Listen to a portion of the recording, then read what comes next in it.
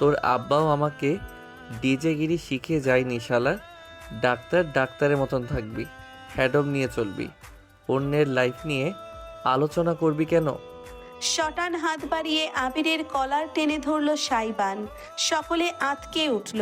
তীক্ষ্ণ চোখে এককালের বন্ধুকে দেখে মৃদু গর্জন তুলে সে বলল, যতক্ষণ আমার মধ্যে ছিলি আমি চুপ ছিলাম। আমার বউ ধরে টান দিলে শালা আমি তোর 14 গোষ্ঠী ধরে টান দেব।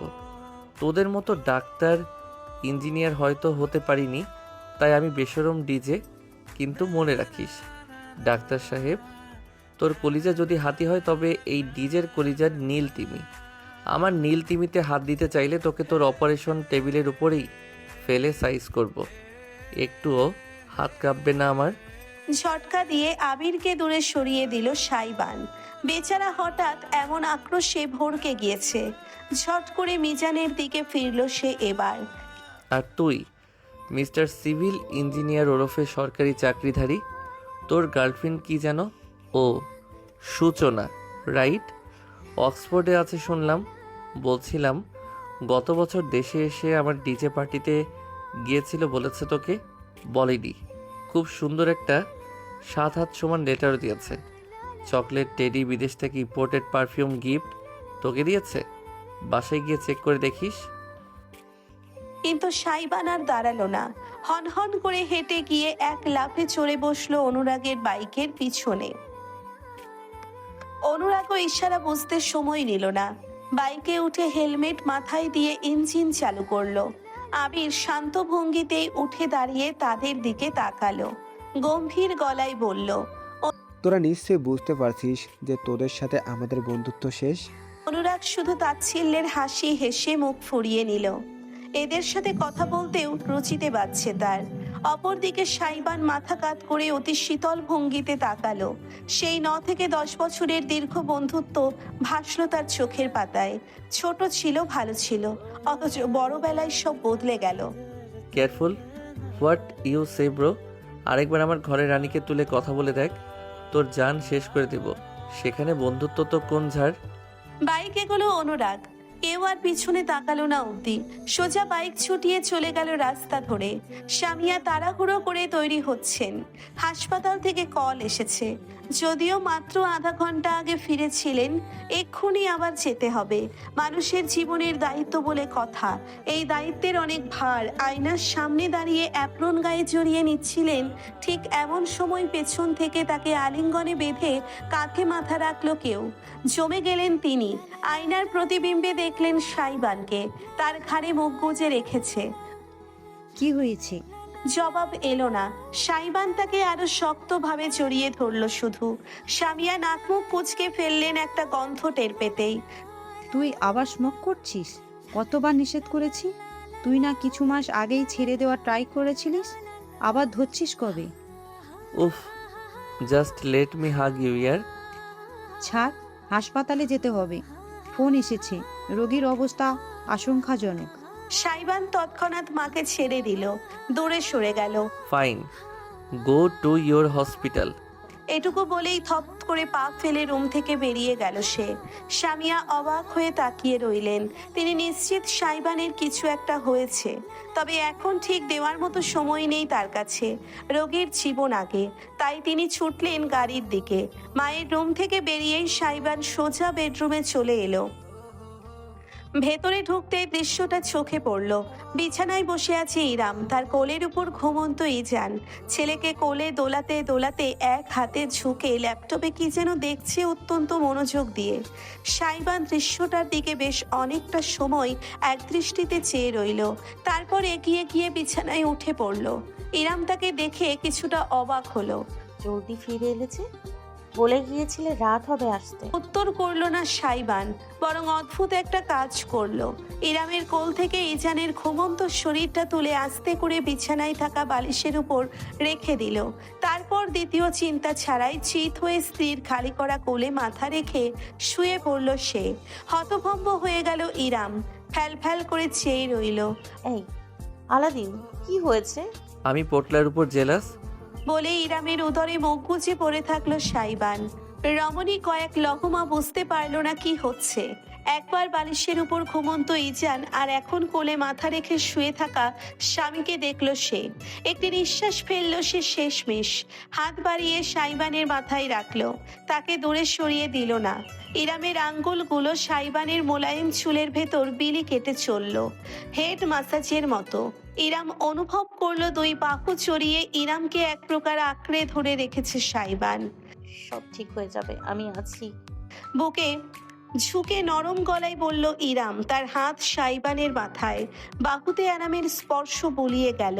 প্রাণ ভরে প্রশ্বাস নিল সাইবান। আরামবোধক গুঙিয়ে বলল, no one can soothe me like you do my precious. অনুরাগের বাসায় বসে প্লে স্টেশনে গেম খেলছে সাইবান। সময়টা সন্ধ্যার পর।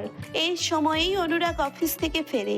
ঢাকা বিশ্ববিদ্যালয় থেকে পড়াশোনা করে এখন একটা বেসরকারি বিশ্ববিদ্যালয়ের অ্যাসিস্ট্যান্ট প্রফেসরের পদে আছে সে। অনুরাগের মা কিছুক্ষণ আগেই সাইবানের জন্যে বাটি ভর্তি নারিকেলের নাড়ু আর শরবত নিয়ে গিয়েছেন। এও বলে দিয়েছেন আজ তার হাতের মাটন বিরিয়ানি না খেয়ে বাসায় না যেতে। এই ঘরে সাইবান পরিবারের সদস্যের মতো, তেমনি তার ঘরে অনুরাগ। সাইবান যতক্ষণ গেমের 7 নম্বর লেভেলটা টপকেছে, তখন তোয়ালেতে মাথা মুছতে মুছতে রুমে এলো অনুরাগ। গোসল করে এসেছে তাই খালি গা, শুধু একটা ট্রাউজার পরনে। কাঁধে তোয়ালে ছড়িয়ে সে বন্ধুর পাশে বসে দুটো নাড়ু তুলে একসাথে মুখে পুরে নিল। অপর হাতে জয়স্টিক তুলে গেমে যোগদান করলো। তোর গা থেকে লাক্স সাবানের গন্ধ আসছে। সাইবান বাঁকা হেসে মন্তব্য করলো। স্ক্রিনের দিকে তাকিয়েই অনুরাগ বলল, তো লাক্স ব্যবহার করেছি তাই। মেয়েদের সাবান ব্যবহার করিস এখনো? মানে স্বভাবটা আর যাবে না? সাবানেরও আবার মেয়ে ছেলে। তাছাড়া তুই আমাকে এটা বল, তুই কিভাবে জানলি লাক্স সাবানের গন্ধ কিরকম? তির্যক হাসলো সাইবান, চোখ টিপ দিয়ে জানালো। I have my way. না পারতেই হেসে ফেললো অনুরাগ। স্ক্রিন থেকে দৃষ্টি সরিয়ে সাইবানকে দেখলো। পা ঝুলিয়ে ঝুলিয়ে নাড়ু খাচ্ছে আর মনোযোগ দিয়ে গেম খেলছে। হঠাৎ করে দেখলে তার মুখভঙ্গি একদম বাচ্চাদের মতন মনে হয়। গায়ে গতরে হয়তো বড় হয়ে গিয়েছে ছেলেটা, তবে অন্তর থেকে সাইবান যেন আজও সেই শিশুটি রয়ে গিয়েছে। আজও তাই মনে হয় অনুরাগের। সে হঠাৎ করেই মোলায়েম গলায় বলল, তোকে ইদানিং খুশি খুশি দেখায়। আমি তো সবসময় খুশি থাকি, ইদানিং কেন বলছি? I meant genuine happiness. জয়স্টিকের উপর সাইবানের আঙ্গুল জমে গেল। গেমের ভেতর গুরুত্বপূর্ণ পর্যায়ে চললেও সে যেন ভুলে গিয়েছে কিভাবে খেলতে হয়। অনুরাগ সোফায় হেলান দিয়ে বসে ব্যক্ত করলো, টু বি অনেস্ট, আমি মনে করছিলাম এই বিয়েটা তুই মানতে পারবি না, মানিয়ে চলতে পারবি না, কিন্তু আজকাল তোকে দেখে মনে হয় তুই ভালো হ্যান্ডেল করছিস। You are happy and protective of your wife. হাত থেকে জয়স্টিক রেখে দিল সাইবান। গেম ওভার হয়ে গিয়েছে। অনুরাগের দিকে সরাসরি ফিরে তাকালো না সে। আপন মনে শুধালো, সেদিন আবিরদের সাথে যা হলো তার জন্য বলছিস? বলতে পারিস, তবে আমি ওভারঅল কিছুই দেখে বলছি। ইরাম বৌদিকে তুই যথেষ্ট সম্মান করিস। এক্স্যাক্টলি, সম্মান। হঠাৎ করে অনুরাগের দিকে ফিরে তাকালো সাইবান। জলজলে চোখে ঠোঁটে অদ্ভুতরে হাসি মেখে বলল, it doesn't matter how I feel, it never mattered. Iram আপু আমার খালার মেয়ে, ছোট থেকে ওনাকে দেখেই বড় হয়েছি। যদিও বা মাঝখানে সে যাক, আমি এটুকু জানি উনি জীবনে অনেক কষ্ট করেছেন। বিয়ের পর কি হয়েছে সেটা জানি না, কিন্তু দুইটা কুলাঙ্গার ভাইকে কিভাবে মানুষ করেছিলেন সেটা দেখেছি। I simply can not make her suffer more, that's all. That's all, no feelings. Anurag তীক্ষ্ণ নজর ফেলে জিজ্ঞেস করে বসলো। সাইবানের চেহারায় একটা আধার নেমে এলো। Feelings, are you kidding me? একেবারে হুট করেই বেখাপ্পা ভাবে হেসে উঠল সাইবান। সোফায় শরীর এলিয়ে সে হাসি নিয়েই বলল, come on Anurag, grow up.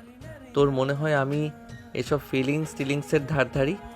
অনুভূতি শুধুই দুর্বলদের অলংকার।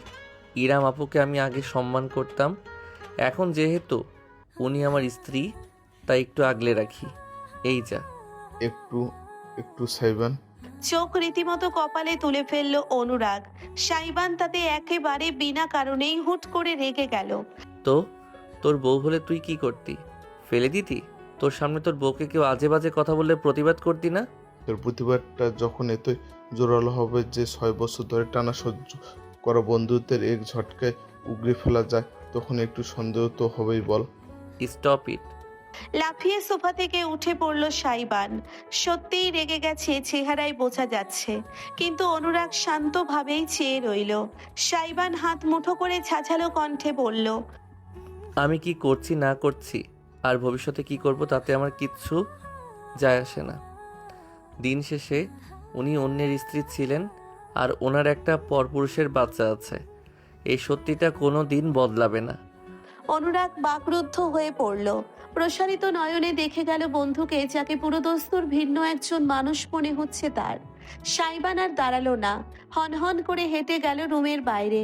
যাওয়ার আগে পেছন ঘুরে বলল, আন্টিকে জানিয়ে দিস আমি আরেকদিন এসে ওনার হাতের মাটন বিরিয়ানি খাবো। এইটুকুই চলে গেল সাইবান। অনুরাগ ঠাই বসে বন্ধুর চলার পথের দিকে চেয়ে শেষমেশ একটি দীর্ঘশ্বাস ফেলল। নিজের কপাল ঘষে আপন মনে বিড়বিড় করলো, সাথে কি তোকে বাচ্চা বলে এখনো অবুঝ হয়ে গেলি তুই, স্টাবর্ন বয়। অপরদিকে অনুরাগের বাসা থেকে বেরিয়েই নিজের হুইল সুজোড়া পায়ে গলিয়ে রাস্তা ধরে স্লাইড করে এগোতে লাগলো সাইবান। অতিরিক্ত দ্রুত যাচ্ছে আজ। বাতাস কেটে বেরিয়ে যাচ্ছে তার চোখ মুখের চারপাশে। অতিরিক্ত আক্রোশ ফুটলো তার পদক্ষেপে। বনবন করে ঘুরছে জুতোর চাকা। লম্বা একটা পথ পাড়ি দিয়ে শটান রাস্তার ধারের একটি গাছের গুঁড়ি আঁকড়ে ধরে নিজেকে আটকালো সাইবান। ভারী নিঃশ্বাস ফেলে ঠাস করে কপাল ঠেকালো গাছের শক্ত খসখসে গুঁড়ির উপর। চোখ বুজে ফেললো। অস্ফুট স্বরে বলল, শিট। কিচেন কাউন্টারে জিনিসপত্র সাজিয়ে বসেছে সুগন্ধা। একটা বড় থালায় পুর তৈরি করা, অন্য পাশে ময়দার তৈরি ছোট রুটি। সেইগুলোর ভেতর পুর ভরে ভাঁজ করে করে মোমো বানাচ্ছে মেয়েটি। একসাথে অনেকগুলো করে বানিয়ে ফ্রিজে রেখে দেয় ফ্রোজেন স্ন্যাক্স হিসেবে। বিশেষ কোনো কাজ না থাকায় ইরাম দাঁড়িয়ে দাঁড়িয়ে তাকে সাহায্য করছে। একপাশে ছোট ক্রিবে ঘুমাচ্ছে ইজান। ক্ষণে ক্ষণে ছেলেকে দেখে মুচকি হাসি দিয়ে কাজ করছে ইরাম। হাতের ময়দার রুটিতে পুর ভরে সুন্দর করে ভাঁজ করে করে মোমো বানিয়ে রাখছে আর একটা প্লেটে। হঠাৎ করে সে বলল, সুগন্ধা, তোমার কলেজের পাশে একটা ইনস্টিটিউট আছে না, কম্পিউটার শেখায় যে? হ্যাঁ আছে তো, আপনি যাবেন? মাথা দোলালো ইরাম। হ্যাঁ, এরপর যেদিন কলেজে যাবে আমাকে নিয়ে যেও। কম্পিউটারের কাজ শিখবেন? ভালো ভালো। প্রশংসা করে সুগন্ধা আরো খানিকটা পুর তৈরি করে নিয়ে এসে রাখলো কাউন্টারে। ঠান্ডা হতে অভিজ্ঞ হাতে মাখতে মাখতে বলল, কয়েকটা সত্যি কথা বলি আফা, কিছু মনে করেন না। ইরাম ভ্রু তুলে পিছনে ফিরে তাকালো। তুমি আবার কবে থেকে এত বিবেচনা করা শুরু করলে? আরে মেয়ে, বলো বলো, এত ভাবতে হবে না। কম্পিউটার শিখে আপনি কি করবেন? চাকরি করার দরকার আছে? ইরাম থমকে গেল।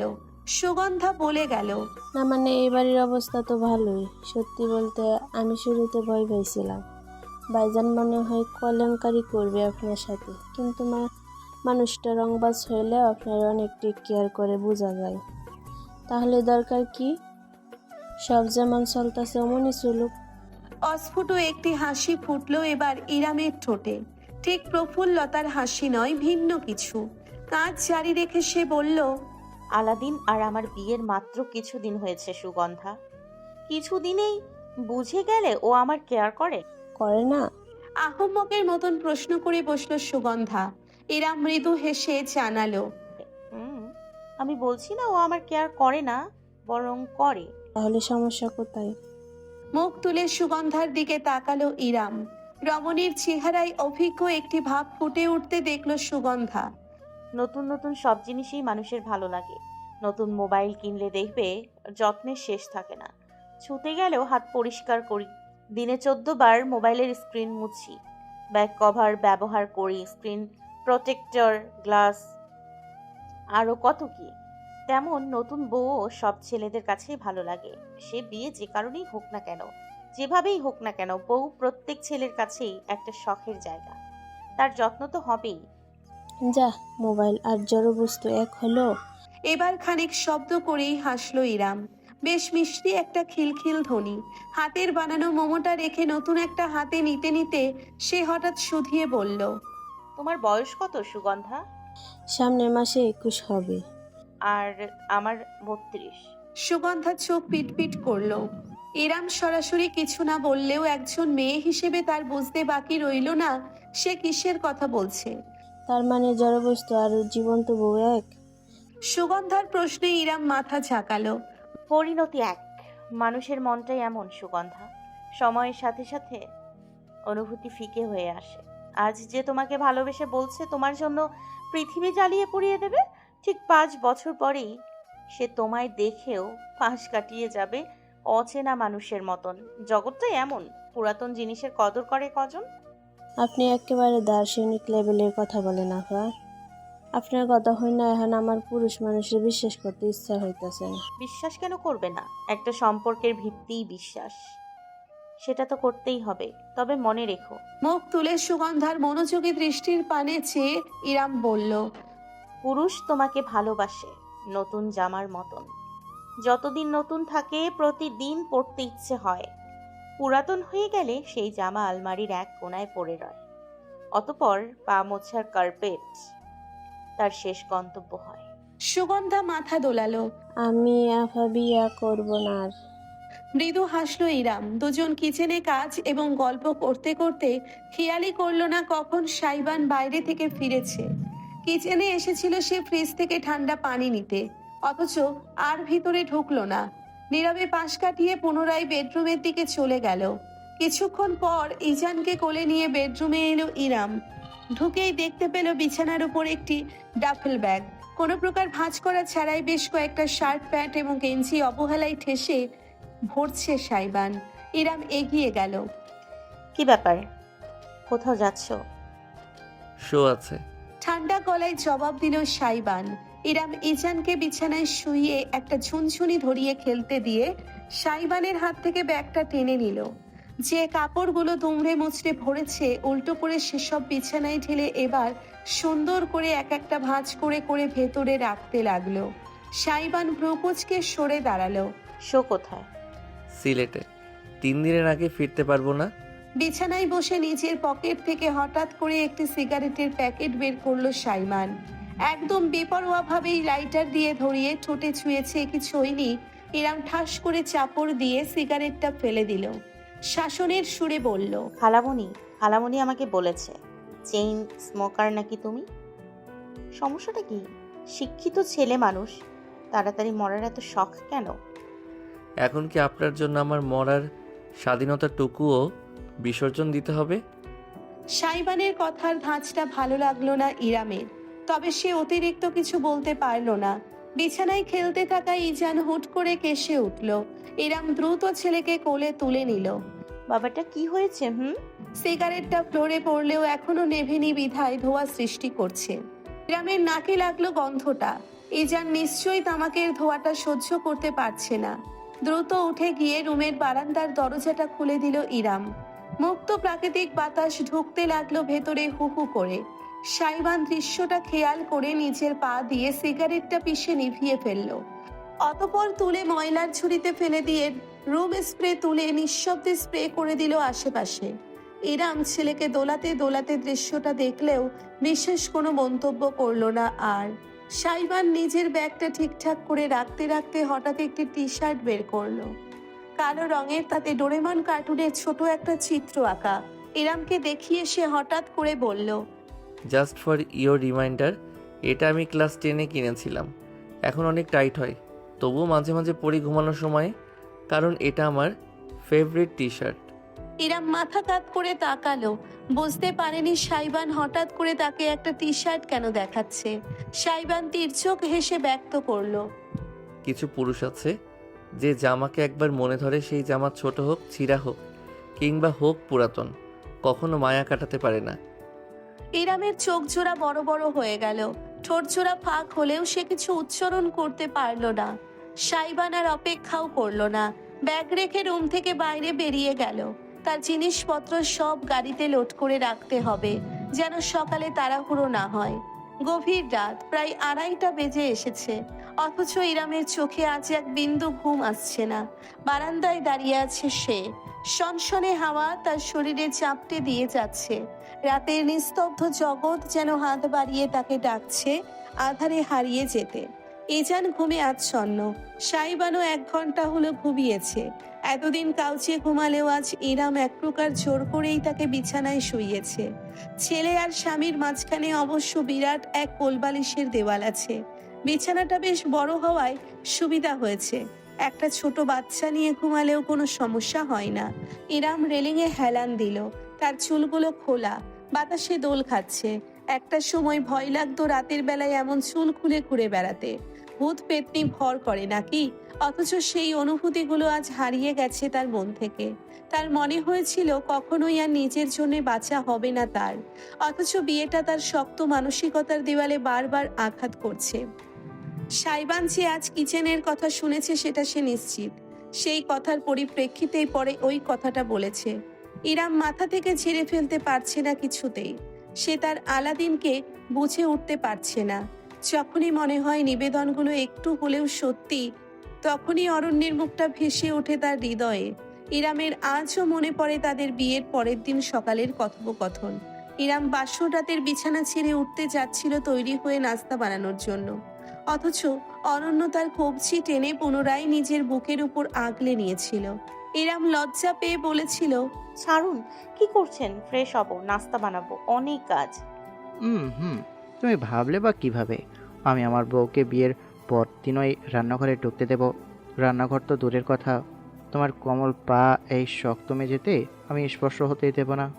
অরণ্য কথা রেখেছিল। টানা 7 দিন ইরাম বিছানায়, সোফায়, কাউচে, কখনো বা দোলনায় শুয়ে বসেই কাটিয়েছিল।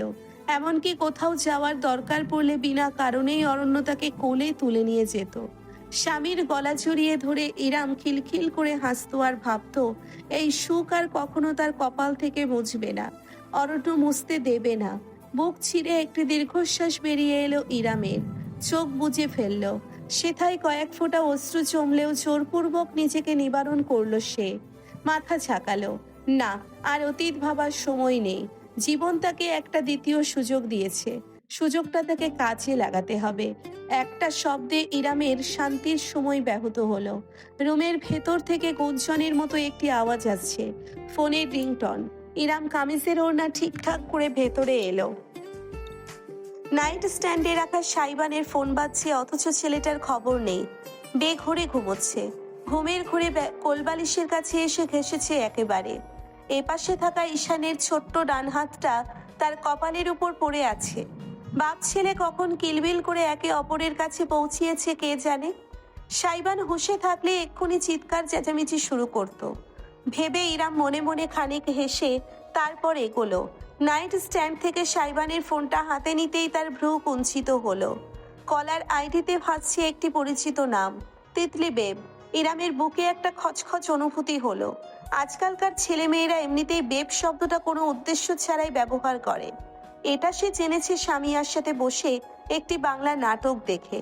জোর করে নিজের মন সামলে ইরাম হাত বাড়িয়ে সাইবানকে ডাকলো। আলাদিন, আলাদিন, তোমার ফোন। প্রথমটাই মোড়ামুড়ি করে উঠল না সাইবান। শেষমেশ যখন চোখ খুলল, তখন ঝটকা দিয়ে নিজের কপাল থেকে ইজানের হাতটা সরিয়ে দিয়ে খেকিয়ে উঠল। কিরে ভাই, বাপের কপালে বদদোয়া দিচ্ছিস? শকুনের দোয়ায় গরু মরে না, তোর আম্মাজান শেখায়নি? ইরাম হুট করেই নিজের একটি আঙ্গুল সাইবানের ঠোঁটে চেপে ধরল। ঘুমাচ্ছে, আস্তে। সাইবান নিজের জায়গায় জমে গেল। ঘুমে জড়ানো চোখে চেয়ে রইল ইরামের দিকে। হলদেটে মৃদু আলোয় রমণের চেহারা তার বুকে অদ্ভুত একটা ঝড় তুলল যেন। ঠোঁটের উপর নরম আঙ্গুলটার ছোঁয়া তাকে মাতাল করে ফেলেছে। শরীরের সবটুকু শক্তির প্রয়োজন হলো সেই আঙ্গুলটাই একটা গাঢ় চুমু দেওয়া থেকে নিজেকে নিবারণে। সাইবানের ঘোলাটে দৃষ্টি এবং ফোলা মুখখানি দেখে বিব্রত ইরাম দ্রুত নিজের হাত সরিয়ে নিল। এগিয়ে দিল ফোন। তোমার ফোন। সাইবান একটি ঢোক গিলে ফোন হাতে নিল। কলার আইডি দেখে 1 সেকেন্ডে তার চেহারা বদলে গেল। ফোনটা রিসিভ করে বিছানা ছেড়ে উঠে গেল সে। সোজা বারান্দায় চলে গেল। ইরাম সেদিকে চেয়ে রইল। অতপর বিছানায় বসে ইজানকে ঠিকঠাক করে শুইয়ে রাখলো। ক্ষণে ক্ষণে তার চোখ না চাইতেও চলে গেল বারান্দার দিকে। 2 মিনিট বাদে ফিরে এলো সাইবান, রীতিমতো রুদ্রমূর্তি হয়ে। ইরামকে কোনো জবাবদিহি না করেই ক্লোজেট থেকে জ্যাকেট বের করে গায়ে জড়ালো। চুল আঙ্গুল চালিয়ে ঠিকঠাক করে ওয়ালেট আর গাড়ির চাবি পকেটে ভরলো। ঘড়ির দিকে তাকালো ইরাম, প্রায় 3টে বাজে। এত রাতে কোথায় যাচ্ছ? কাজ আছে, কখন ফিরবো জানি না। এটুকুই। বিশেষ ব্যাখ্যা ছাড়াই সাইবান ভারী বুট জুতো পায়ে গলিয়ে হনহন করে ঝোড়ো গতিতে হেঁটে বেরিয়ে গেল রুমের বাইরে। ইরাম বসে থাকলো বিছানায় হতবিহ্বল হয়ে। একটা মাত্র ফোন কলের প্রয়োজন ছিল এত রাতে সাইবানকে ঘরের বাইরে টেনে নিতে। এই বিষয়টা ছাড়া হাজার চাইতেও আর কিছু ভাবতেই পারল না ইরাম। শেষ রাতের দিকে মাত্র 2 থেকে 3 ঘন্টার মতো সময় ইরাম ঘুমাতে পেরেছে। 8টার দিকেই উঠে ফ্রেশ হয়ে নিচে চলে এসেছে। সুগন্ধার আজ থেকে আপনি ইনকোর্স পরীক্ষা, তাই আজ সকালের নাস্তা চা সে সামলাবে বলে রেখেছে। সামিয়া হয়তো উঠে গিয়েছেন, তার রুমের বাতি জ্বলছে। হাসপাতালের জন্য তৈরি হচ্ছেন খুব সম্ভবত। সারিকা একটু দেরিতে ওঠে, নাস্তাটা একাই করে। সকলের জন্য চুলায় চায়ের জন্য দুধ বসিয়ে ইরাম আগে থেকে প্রস্তুত করে রাখা ব্রেড ফলমূল সব টেবিলে নিয়ে সাজিয়ে রাখলো। সাইবান এখনো ফেরেনি।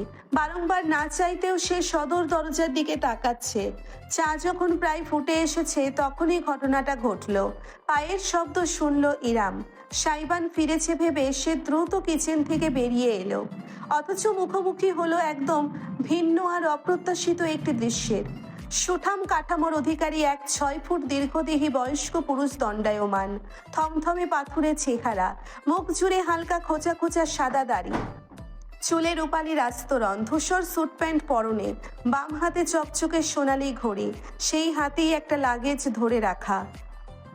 চেহারা দেখতে মনে হবে বিনা কারণেই জীবনের উপর বিরক্ত তিনি। ইরামের চিনতে একটু ভুল হলো না। পুরুষটির চোখ গোটা বাড়ির উপর ঘুরে রমণীর উপর থামল। ইরাম সঙ্গে সঙ্গে নিজের ওড়না মাথায় তুলে ঘোমটা দিয়ে এগিয়ে গেল। আসসালামু আলাইকুম খালু। বলেই সে ঝুঁকে পা ধরে সালাম করতে গেল। নতুন বউ হিসেবে শ্বশুরকে প্রথমবার পায়ে সালাম করাটা ঐতিহ্য, অথচ চকচকে কালো সুপরিহিত পাজোড়া ইরাম ছোঁয়ার আগেই সরে দাঁড়ালো। জমে গিয়ে মাথা তুলে তাকালো সে। ওপর থেকে অতীব ভারী কণ্ঠে আদেশ এলো, সরে দাঁড়াও, তোমার মুখটা আপাতত দেখতে চাই না। 2 তলা বাড়িটার সামনে বেশ কতক মানুষের ভিড়। শেষ রাত হওয়া সত্ত্বেও আগ্রহী লোকের কমতি নেই। নিচতলার জানালা দিয়ে বাইরের কর্মকাণ্ড ভয়ার্থ চোখে দেখে যাচ্ছে তিতলি। তার বাবা মিস্টার চৌধুরী তরুণ ছেলেপিলেগুলোর সাথে ঝামেলায় জড়িয়েছেন। লিডার গোছের ছেলেটার নাম বখতিয়ার। ঘাড়ের কাছে ট্যাটু, চুলগুলো উস্কো খুস্কো, চোখেও কেমন যেন নেশালো ভাব। মিস্টার চৌধুরীর কলার চেপে ধরে হুমকি দিচ্ছে রীতিমতো, আপনার মেয়েকে শুধু আমি বিয়ে করব, বুঝছেন চৌধুরী সাহেব? 2টা বছর প্রেম করার সময় ওর মনে ছিল না মান সম্মানের কথা। আমার পার্টি কিন্তু ক্ষমতায় আছে, বুঝে নিয়েন। তেরি করলে একেবারে গায়েব করে ফেলামো। তিতলির বুক কাঁপছে। স্কুল লাইফের সাদা সিধা ভদ্র ছেলেটা এমন জঘন্য একটা মানুষে পরিণত হবে সে কল্পনাও করেনি। প্রেম বলে যেটা চালিয়ে দিচ্ছে সেটা ঠিক প্রেমও ছিল না। তিতলি একটুখানি পাত্তা দিত এই যা। সাইবান আসার পর থেকে তার জীবনটাই বদলে গিয়েছে। অন্য কারোর সঙ্গে প্রেম করার প্রশ্নই আসে না। তিতলির মা মেয়ের পাশে দাঁড়িয়ে দোয়া দরুদ পড়তে শুরু করে দিয়েছেন। এমন সময়েই 2টো বাইক এসে থামলো তিতলিদের বাড়ির সামনে। লাফিয়ে নামলো আফনান, নীরব আর অনুরাগ। দ্বিতীয় চিন্তা ছাড়াই প্রত্যেকে ছুটে এসে ভিড়ের মাঝে ঢুকে পড়ল। ছেলেদের মধ্যে হট্টগোল বেঁধে গেল। অনুরাগ মাঝখানে দাঁড়িয়ে মিস্টার চৌধুরীকে আড়াল করে বলল, এক্সকিউজ মি, এটা কোন ধরনের অসভ্যতা? রাত বেরোতে একটা ভদ্র বাড়িতে এসে ভদ্রলোকের বিরক্ত করছেন কেন? পুলিশকে জানাতে বাধ্য হব কিন্তু। অনুরাগের কথায় বখতিয়ার ভীষণ চটে গেল। প্রতিদ্বন্দ্বিতা আশা করেনি সে। নিজের একটা হাত তুলে দ্বিধা ছাড়াই শটান অনুরাগকে থাপ্পড় দিয়ে বসলো সে। আটকে উঠল সবাই। You scoundrel! নীরব খেকিয়ে উঠে বখতিয়ারকে পেছন থেকে ঘুষি দিতে যাচ্ছিল, তবে দলের অন্য 2টো ছেলে নীরবকে চাপটে ধরে ফেলল। অনুরাগ ভালোই ব্যথা পেয়েছে। মুখের ভেতর রক্তের নোনতা স্বাদ টের পাচ্ছে এখন। মিস্টার চৌধুরী অনুরাগকে ধরে ফেললেন, আর্তনাদ করে বললেন, তোমাদের সমস্যাটা কি? সাধারণ মানুষকেই পাও শুধু জ্বালাতন করতে। সাধারণ? আপনার কাছে যে টাকার বস্তা আছে বাইর করেন। এত টাকা পোকায় খেয়ে শেষ করতে পারবে না। এলাকার উন্নতির জন্য লাখ পাঁচেক দিতে সমস্যা কি? টাকা দিবেন নাকি মেয়ে দিবেন আপনার ব্যাপার। কুটিল হাসি মেখে বলল বখতিয়ার। পরক্ষণেই চোখ ঘুরিয়ে তাকালো বাড়ির ভেতরে দাঁড়ানো তিতলির দিকে। কেঁপে উঠল মেয়েটা, বাঁকা হাসলো বখতিয়ার, অশ্লীলভাবে ঠোঁট চাটল সে। তবে তার সুখ দীর্ঘক্ষণ স্থায়ী হলো না।